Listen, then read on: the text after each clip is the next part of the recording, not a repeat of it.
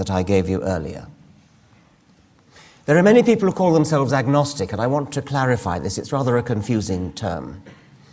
I put up here a scale of religiosity from 1 to 7, where 1 is, I know there is a God, and 7 is, I know there is no God, and we've got a scale of intermediate agnostic positions in between.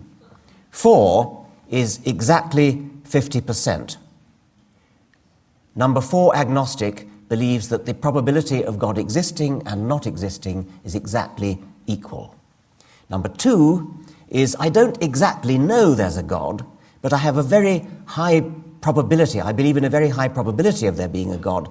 I'm a de facto theist. I can't know for certain, but I strongly believe in God and live my life on the assumption that he's there.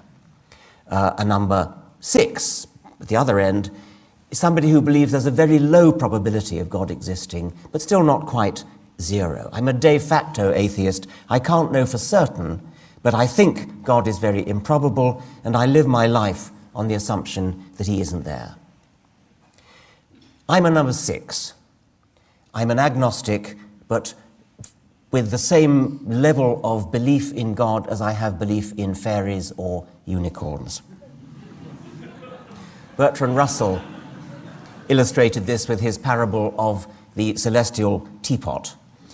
He pointed out that it is impossible to disprove the hypothesis that there is a china teapot in orbit around Earth, or around the Sun, between the orbits of Earth and Mars. We therefore all have to be agnostic about the teapot theory, but in practice we are all a-teapotists.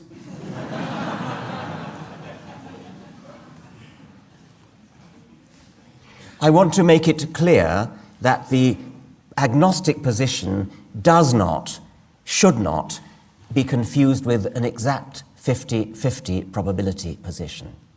There are people who quite wrongly and illogically say, you can neither prove nor disprove the existence of God, therefore there's an exactly 50% probability of God existing. It's like tossing a penny.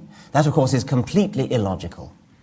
Just because you cannot disprove something, and the teapot example shows that, it doesn't mean the odds of it being there are 50%, and you can quickly see that with the example of the teapot.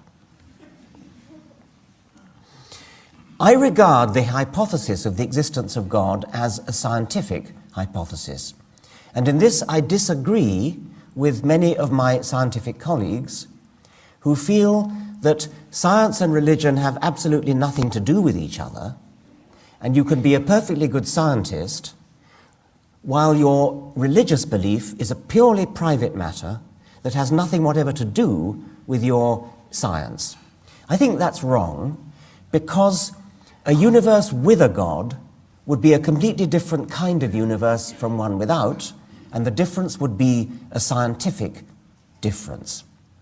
God, by the way, could clinch the matter in a heartbeat in his favor if he chose to intervene, for example, at this very moment.